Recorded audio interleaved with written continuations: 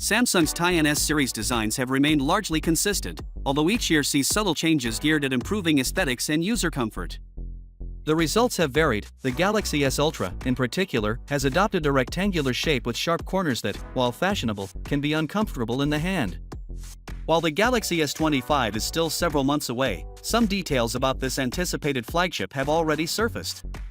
One of the most exciting parts was its design, and we can now see what the Galaxy S25 Ultra would look like from the front. Notably, the corners are no longer sharp 90 degrees angles that might bite into your hand. According to Ice Universe, the S25 Ultra's design will be more similar to the S24's, which has a flatter front and back. There may be a slight asymmetry, with the back being more rounded than the front, resulting in a softer silhouette that should feel more comfortable to hold. However, hypothetical comparisons with the current Galaxy S24 Ultra and the upcoming iPhone 16 Pro Max reveal that the new flagship has rounded corners on both the frame and display, which is a significant change from its predecessor.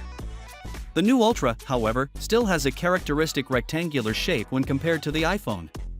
Although Ice Universe did not specifically name the item, the combination of the well-known S Pen, a recognized design, and Ice's posting tendencies has brought us to this point. We can only call it a recognizable form since there seems to be a little makeover in the works. The render shows a more rounded corner, particularly when compared to the present version. There isn't much more we can glean from such an early leak, is there? Let me add that this is just theoretical and based on my gut sense, but I believe there will be a substantial camera upgrade in the horizon, especially in terms of the zoom lens. The use of a giraffe in what seems to be a marketing picture often suggests a photograph taken from a distance. Might this be a subtle hint that the telephoto capabilities of the S25 Ultra are about to undergo a significant upgrade? Finally, what are your thoughts about it? So with that being said, let me know your thought in the comment below, and if you are new here, please subscribe. Peace out.